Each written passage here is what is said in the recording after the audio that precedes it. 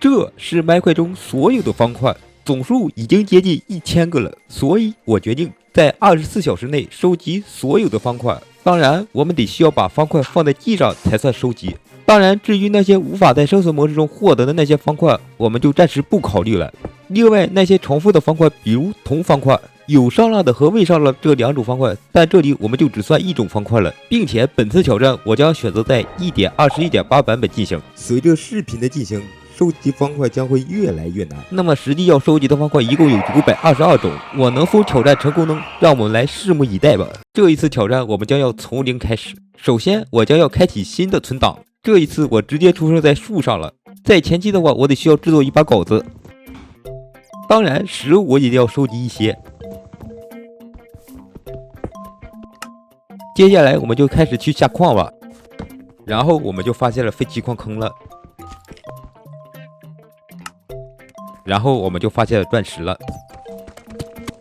制作一把钻石镐后，然后我们就挖一些黑曜石吧。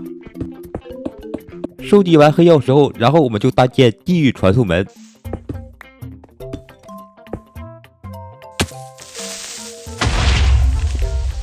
然后我们就进入地狱了。首先的话，我们得去寻找地狱要塞。经过大约10分钟后，我们找到烈焰使者摄怪砖了。当然，我们得需要至少获得6个烈焰杆。一共收集到了9个烈焰杆。接下来我们就要去猎杀一些中介使者。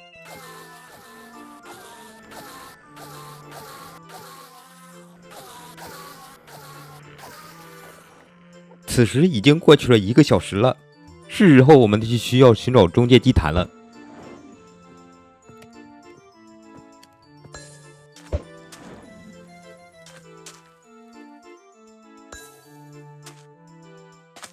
在途中，我们遇到一艘沉船，里面有不少宝藏，当然我就全部拿走了。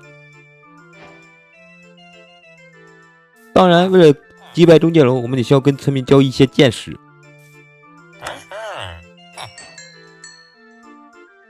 找到所在的区块后，我们就开始向下挖掘。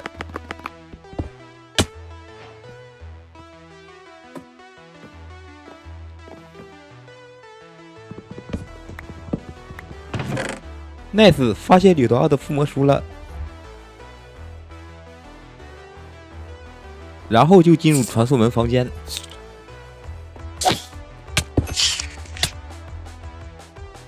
是时候去进入中介了。当然，在打中介龙之前，先收报所有水晶。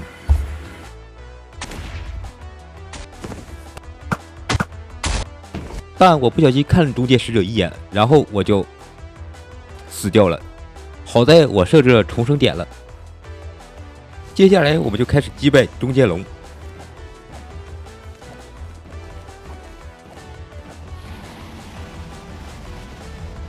最后一击，我们将用床来终结它。然后我们就击败中介龙了。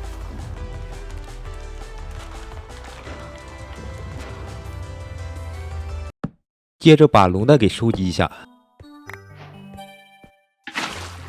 进入中介外岛。过了一会儿，我找到了中介城了。接着我把附近的方块给收集一下。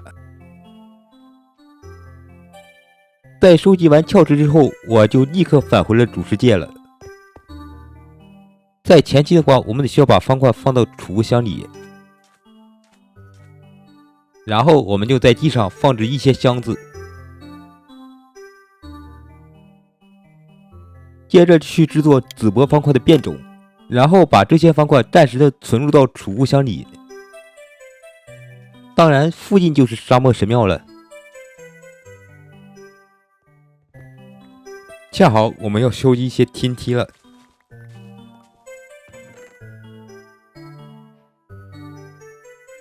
当然，我开了4个箱子中没有出现过任何一个好东西。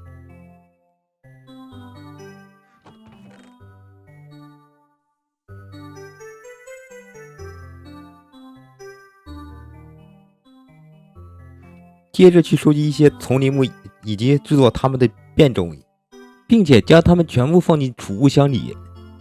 然后我们就开始收集附近的一些植物，包括藤蔓、草、蕨类、矮枯草、高枯草、树叶，并且将它们放进了储物箱里了。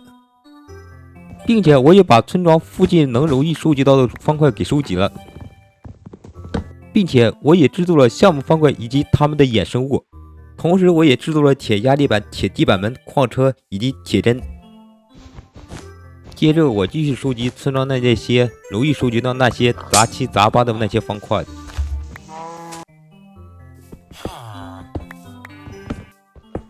当然，为了方便起见，我决定去制作切石机，然后利用这个去制作石质材料的一些衍生物。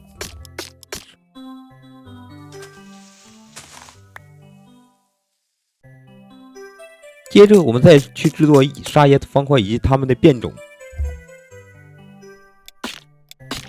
然后就是第一砖了，接着就是各种各样的功能方块了，当然还有一些红石方块了。接着我们再继续收集附近的方块，并且我也遇到了掠夺者哨塔了，顺便的话我们就把这里的方块给采集了。接着我们开始制作各种各样的东西，并且将它们收集起来。接着我们制作黑橡木方块以及它们的衍生物。当然，至于要获取其他的方块的话，我们得需要到远处去寻找了。接着是牡丹花、白桦树叶、白桦木、紫丁香、蒲公英、罂粟、百合花。接着我们再次去旅行，获得了蜂窝、雏菊、矢车菊、灌木丛，顺便带走了野花醋，然后就是铜矿。接着我们再前往已经激活的中间祭坛，顺便收集了铁门、铁栅栏、平滑石搬砖。当然，为了获得介夫壳的话，我们还要再前往中间之城。接着我们就花了一些时间去击败一些介夫棒，顺便我也带走了中间香。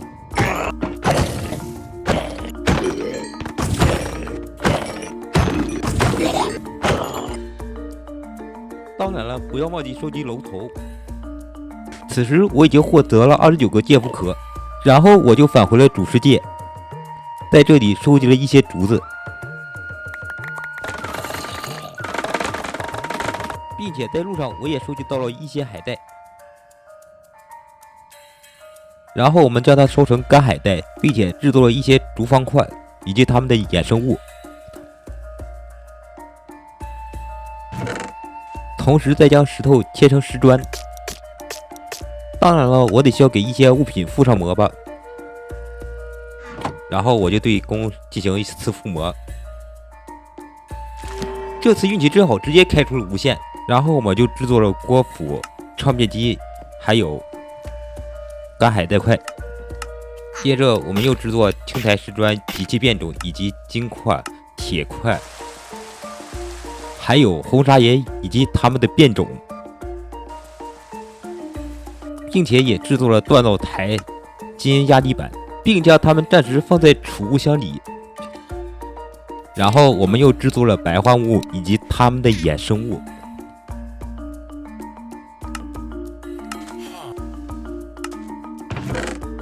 然后我们再将给钻石剑附上掠夺的魔咒。此时铁针已经出现略微的破损了。然后我们又合成新的铁针，接着是钻石块、控制杆以及平滑红砂岩以及它们的变种。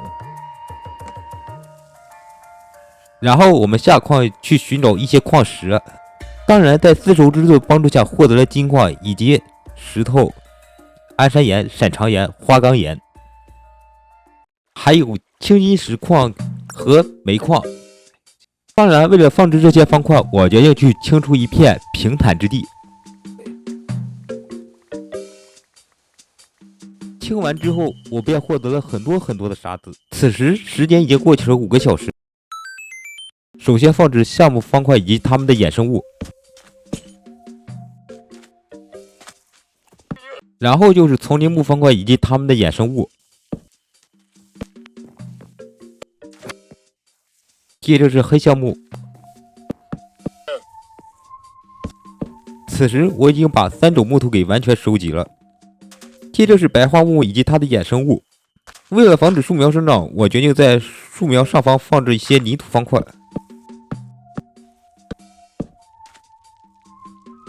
接着就是石质材料以及它们的变种。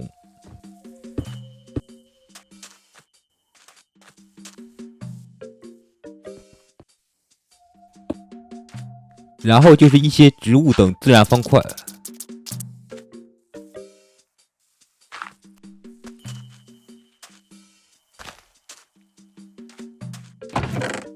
此时的方块总数已经达到了140个了。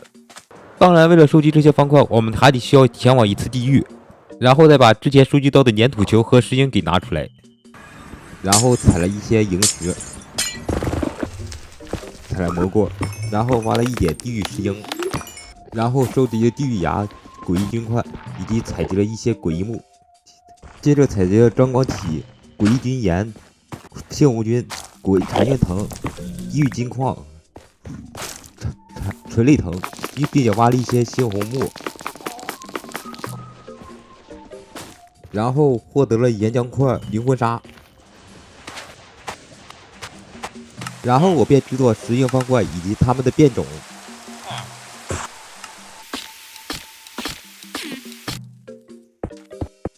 接着就是剩下的植物方块，并且我也制作了绯红木和诡异木的方块以及它们的衍生物，并将它们全部放在地上。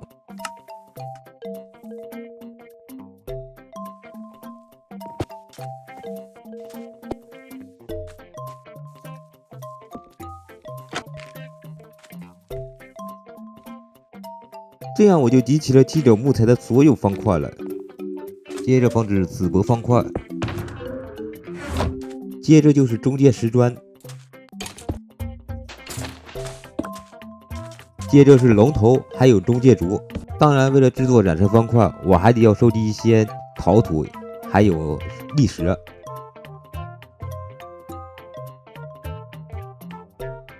并且我也开始制作出一些染色方块。接着去采集海洋方块，但万幸的是，我附近就是暖水海洋生态域，这样收集起来我就方便了一些。然后再将海泡菜烧炼成染料，并且又制作一些染色方块。当然，为了制作接符盒，我得需要砍一些树木来制作储物箱。接着去制作染色接符盒，然后是染色陶土，再用陶瓦。接着去制作安山岩、闪长岩和花岗岩的变种，并将它们全部都放在地上。然后就是各种各样的功能方块。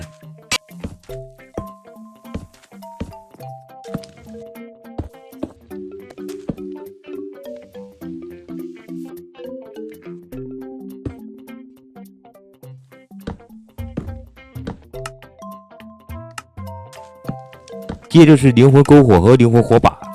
然后就是各种各样的地狱方块，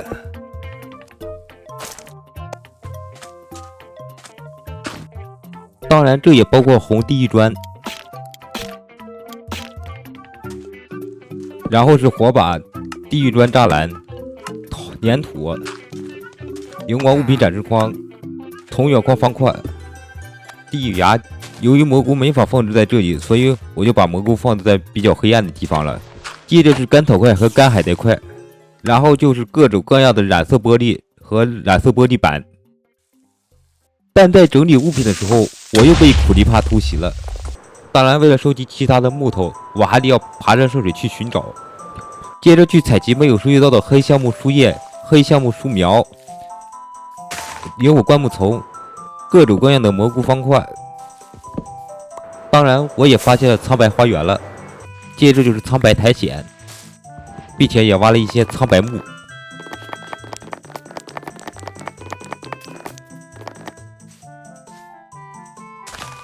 然后收集一些拟木花，接着是苍白树叶和树苗。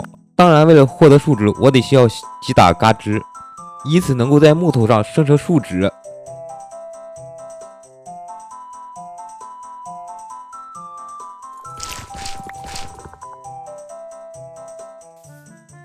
接着我又发现了废弃的传送门，当然里面有不少好东西，我就全收下了，顺便再把金块和哭泣的黑曜石给带走。然后接着来到莽原生态域，当然我得需要获得一些相思木，当然为了获得海龟蛋，我得需要繁殖一些海龟。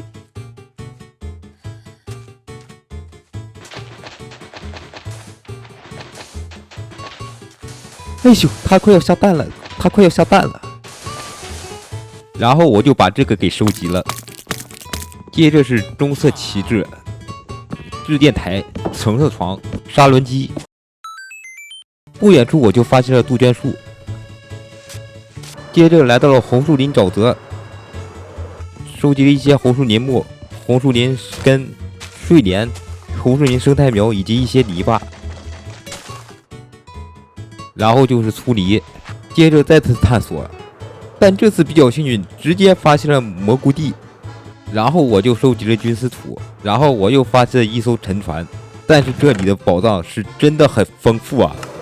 然后我就发现了樱花丛林生态域，收集了一些樱花，然后砍了一些樱花木。当然我也看到了针叶林了，于是我就采集了附近的一些方块，接着把釉血给收集，然后砍了一些云杉木，收集一些云杉树叶和樱花树叶，并且沿路我也采集了一些玫瑰丛。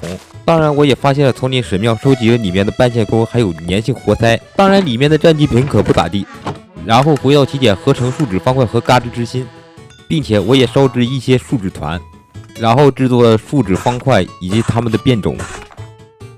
接着就是盔甲座，然后我便把这些方块给放置下来了。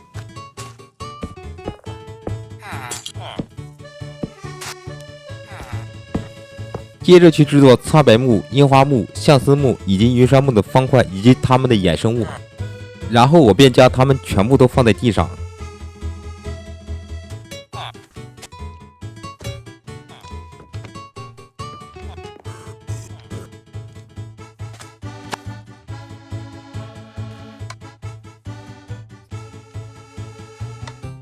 然后就是其他那些琐碎的方块，然后就是各种各样的红石类方块。当然那个画的话在本次挑战中我只能算一种了。紧接着就是制作红树林木以及它们的衍生物，这样木头我就全部收集了。然后就是海洋方块，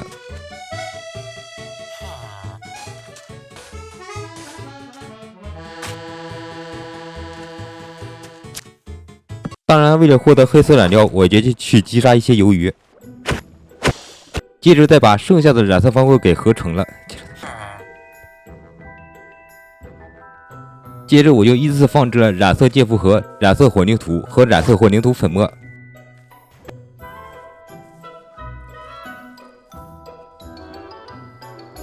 然后放置染色地毯以及染色床，接着是染色陶土，当然储物箱也要收集，然后是染色羊毛、染色釉陶、染色玻璃以及染色玻璃板。此时的方块的收集总数已经来到了630多个了，然后我们就得再次下矿去采集一些蜘蛛网、发光浆果、苔藓、铁轨、深板岩藤、深板岩铁矿、深板岩，然后我就采集了各种各样的地下植物以及地下矿物。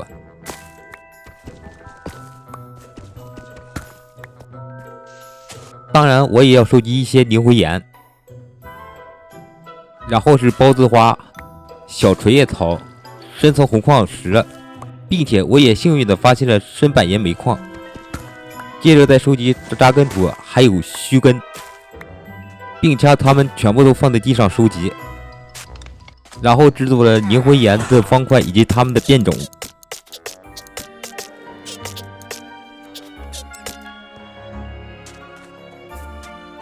紧接着是深板岩方块以及它们的变种。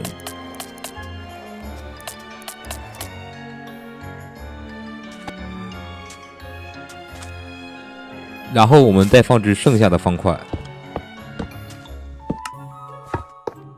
接下来的收集方法就很特殊了，那就是可疑的沙子和砾石。正常情况下，即使你用丝绸之处的工具也没办法收集的，但总会有特殊的方法来收集的，那就是让这些方块处于下落的状态，并且存在超过30秒后，它就会自动的形成掉落物了。于是我就利用这种方法来把沙漠神庙中的那些可疑的沙子给收集了。就像这样，然后就是天梯和各种各样的矿车。接下来我们要收集的方块就是沉重核心了，得需要到世界密室才能收集。首先你要寻找世界密室，正常情况下你是要跟制图师来交易一些地图，并且按照地图的指示去寻找。但这次我采用简单的方法来寻找，那就是直接用饼图，只需要在所渲染的器官内能够显示出世界生怪砖以及宝库就能找到了。然后我就利用这种方法发现了世界密室，然后我便采集了附近的铜块。接下来我要挑战世界密室中的一些怪物。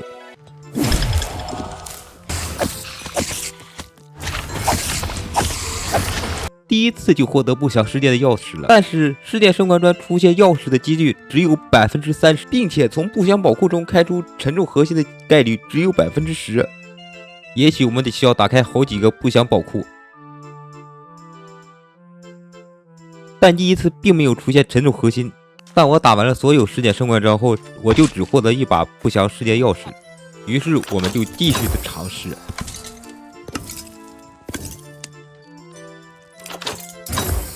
nice， 终于获得了。随后我们制作了这些方块，并且放置它们，然后就是损坏的铁针，然后把沉重核心放在地上，接着就是灯笼和灵魂灯笼，然后是陶罐花盆，并且也制作了红砖以及它们的变种。刚才我差点忘了还有珊瑚忘收集了，于是我们就赶紧收集了。接着就是染色蜡烛了，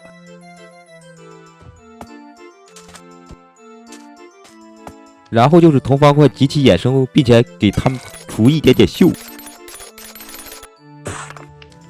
接着是地狱金矿、地狱石英，还有染色旗帜。当然，我们先放置普通的铜方块以及氧化的铜方块。接着我们还得要探索一番，然后就来到了一座废墟。当然，用同样的方法再收一道可疑的砾石。紧接着就是紫水晶洞，并且我把这里的方块给收集了一个了。然后就是深渊了，在这里我们要非常小心的行走，并且带走了这里的茯苓笑口、茯苓侦测器、茯苓催发体。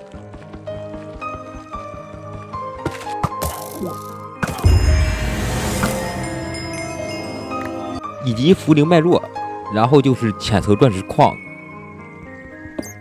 还有滴水石锥、钟乳石方块，以及蓝冰和冰砖，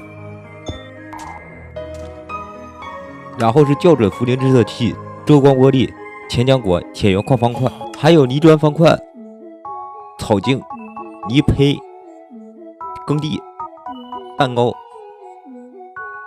差点忘了还有裂纹的深板岩砖瓦和裂纹的地狱岩。接着是高炉，当然我们还得要去向日葵平原还有繁花丛林去找一些花朵，像什么紫红球花、各种郁金香还有向日葵。另外我们还得要去寻找锈炭兽蛋，这可能得要花上好几次。终于找到了。接着我们就将它带回去孵化一下，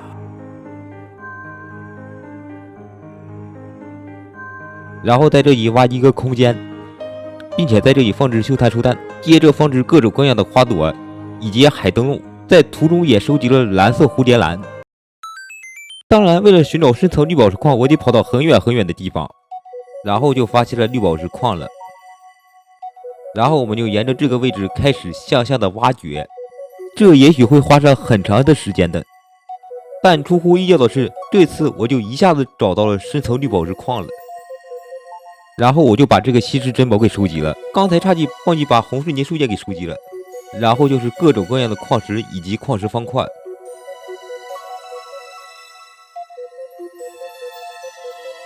接着要获取的方块就是这3种挖明灯，这我就得需要亲自去前往沼泽生态域。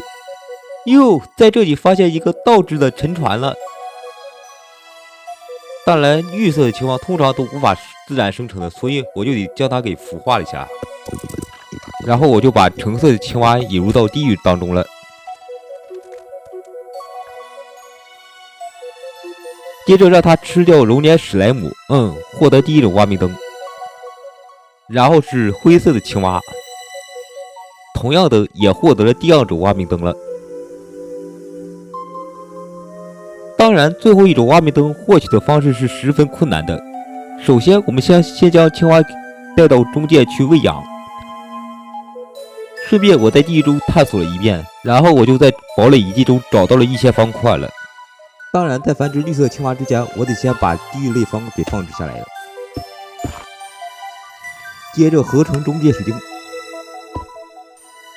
还有就是重生毛，这个东西我根本就不用。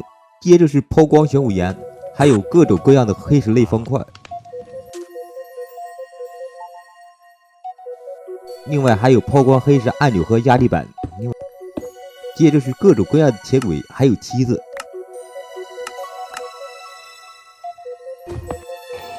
放置完之后，我就得获取绿色青蛙了。要想获得这个，你需要把蝌蚪带到中界去繁殖，然后在这里放置个水源，顺便再把没收集到的格莱花给收集了。当然，为了加快生长速度，我决定给蝌蚪喂食史莱姆球。不出意外的话，它过来以后就生长了。然后我们再将绿色的青蛙带到玄武岩三角洲。当然的话，我们得需要走上一段路程。然后去寻找之前在沼泽建立的地狱传送门。他进去了。然后我就获得了最后1种挖明灯了。现在3种挖明灯我全部收集了，然后将它们收集起来。然后是格莱花和格莱芝，当然格莱芝我没有办法直接收集，于是我就间接的收集了。好歹这也算收集。接下来我们就要探索海底神庙了，当然我们得需要准备几瓶水分药水。接下来我们就开始跟远古深海守卫战斗了。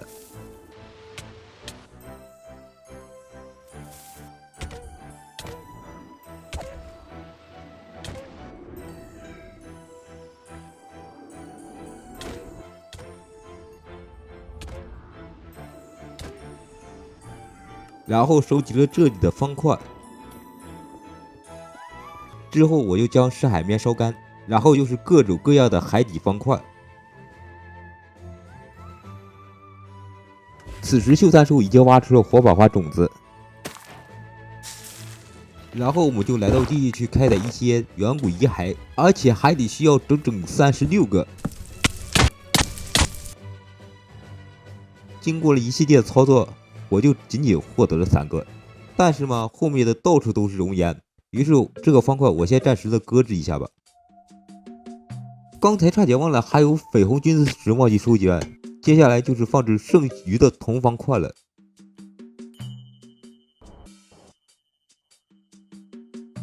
此时放置的方块已经达到了900个了，并且秀才兽也挖出了瓶子岛豆荚。然后将它催熟并且收集了。接下来是各种各样的农作物，有南瓜、西瓜、小麦种子、甜菜种子、马铃薯、胡萝卜。刚才我还差点落下了悬挂式黑项目告示牌。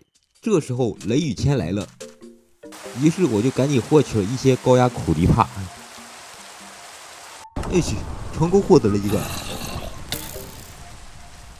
接下来就是吸引他们来引爆那些怪物。刚才差点我就死了，于是我就获得了僵尸的头颅了。但不幸的是，雷暴前期没了。接下来的方块就是烽火台了。首先你得先去击杀一些凋零骷髅，当然使用掠夺3的剑去击杀他们，有5.5%的几率去掉落头颅。当然这个过程我可能得要花上一段时间。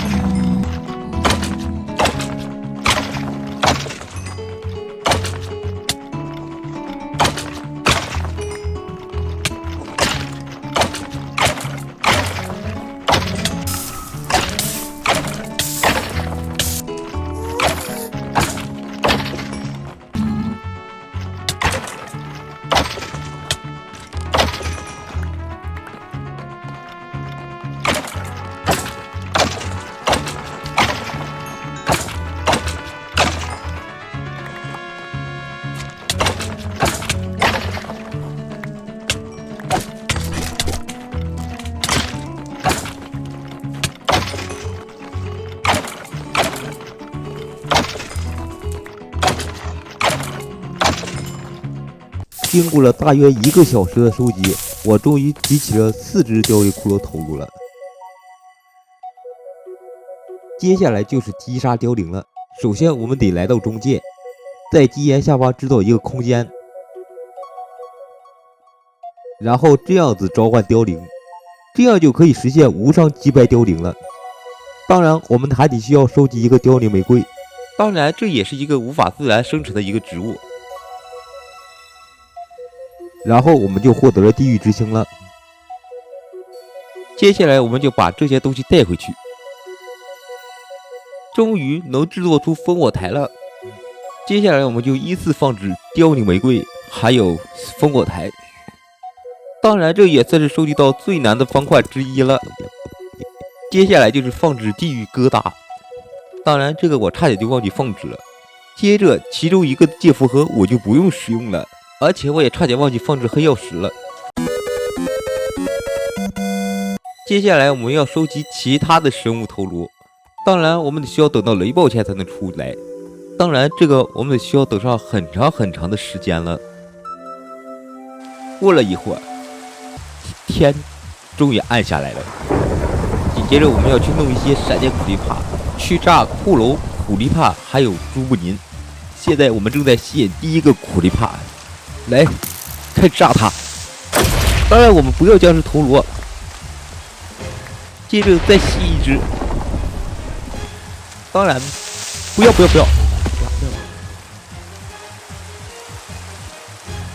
当然这个应当是可以的了。Yes， 紧接着再炸死骷髅，来 ，Yes， 这样我就获得了2种生物头颅。接下来就是朱布林头颅了。首先我们将闪电苦力怕引入到地狱当中，当然在过程中千不要炸了。然后他已经进入到地狱传送门了，当然为了获得这个我可能得要做出一点点必要的牺牲了。接着再试第2次，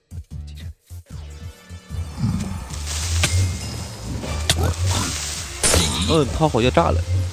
让我们来看看朱布林头颅到底获得了没有。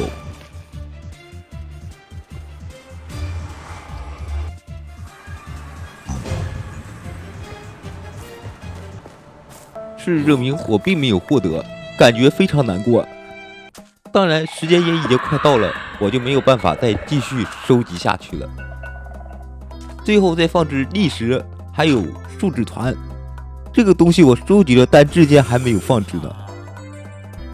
此时时间已经结束了，当然还有3个方块我没有收集到呢，分别是潮友核心、玉髓方块还有朱布林头颅。当然，这3个方块实在是太难获得了，而且在整个过程中，我几乎没有见过陈师拿着鹦鹉螺壳的。但我几乎把所有的方块给收集了。当然，不要忘记给个小心心，外加上订阅。当然，如果赞较多的话，我决定挑战收集所有的物品。我们下期再见，拜拜。